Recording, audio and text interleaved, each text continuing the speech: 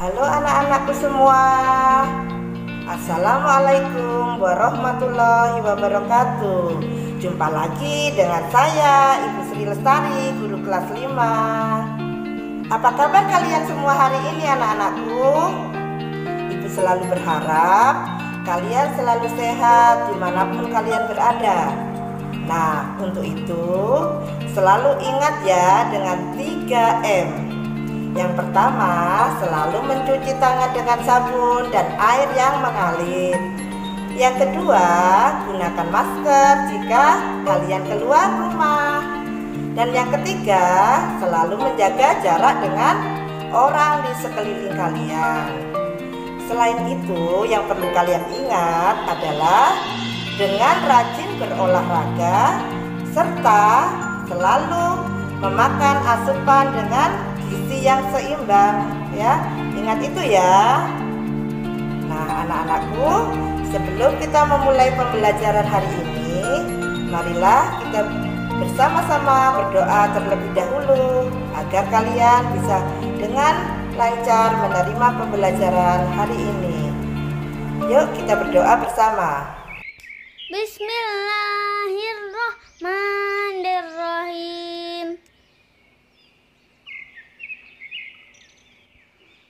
Raditu billahi rabba wa bil islami dina wa bi muhammadin nabiyya wa rasula.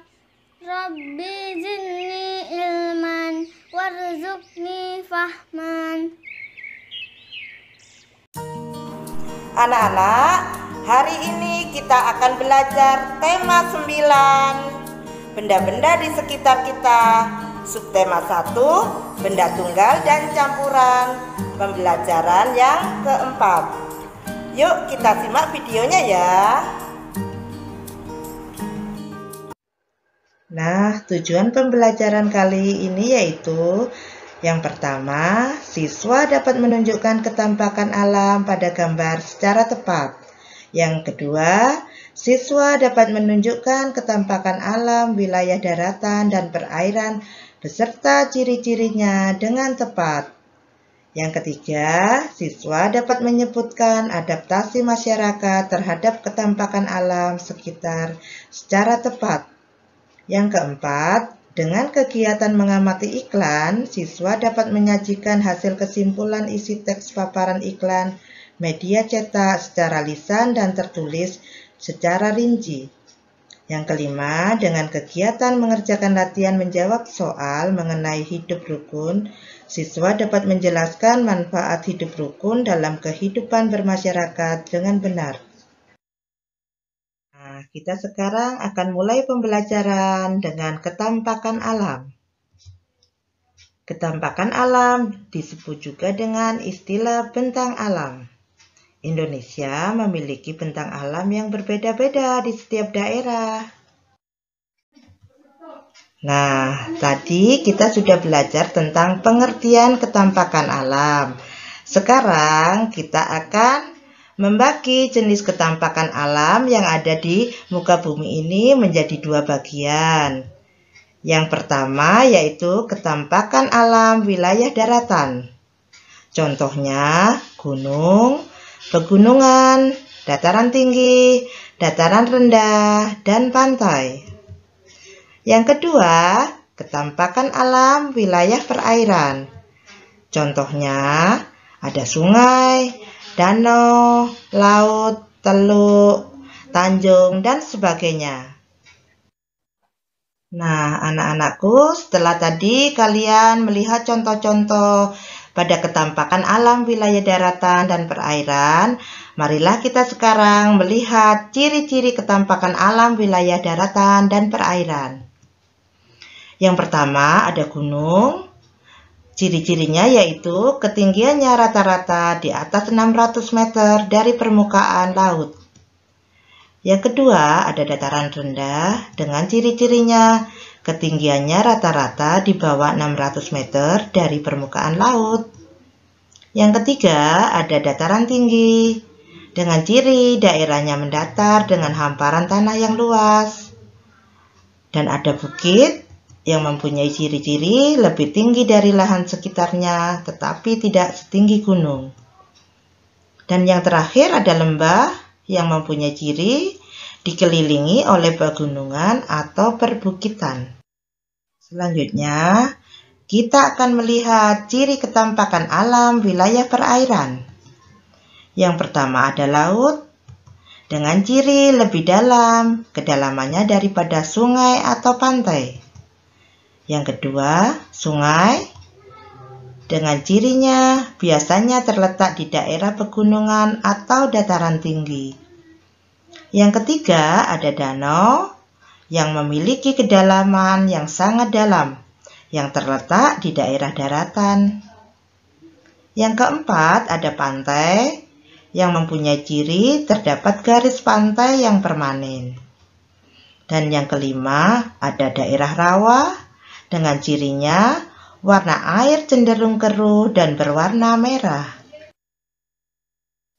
Nah, anak-anak, setelah tadi kita melihat contoh-contoh ketampakan alam dengan ciri-cirinya yang ada di muka bumi, maka akan menimbulkan adaptasi masyarakat terhadap ketampakan alam sekitar.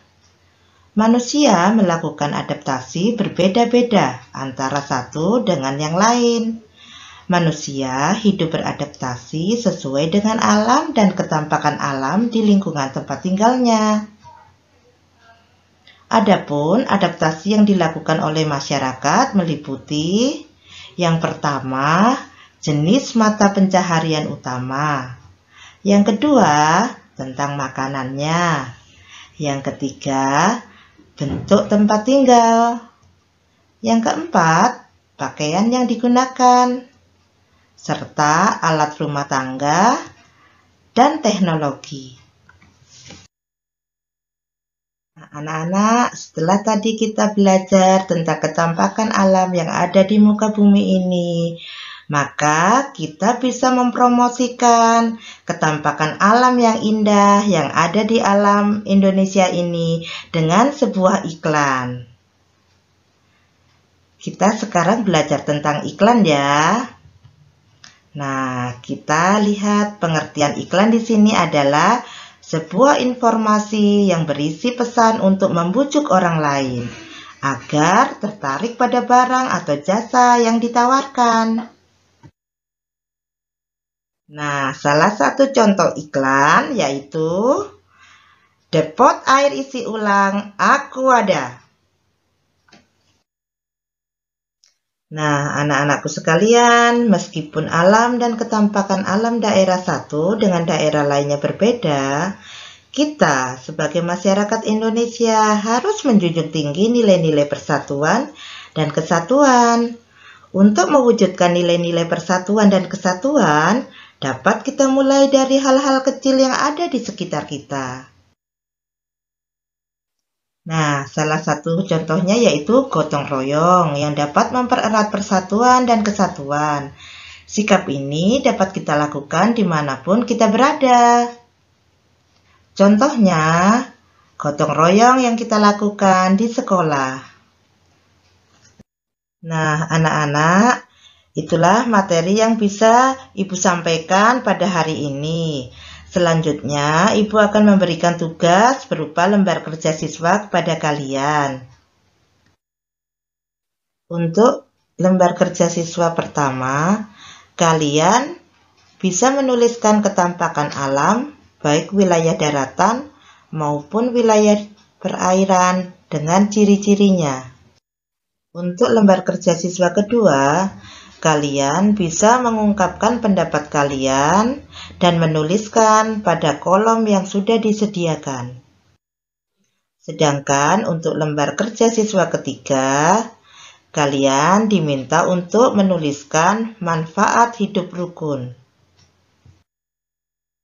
Anak-anak Ibu yang hebat, itulah pelajaran kita hari ini. Semoga kalian bisa menyerap materi yang Ibu sampaikan. Sekian dan terima kasih.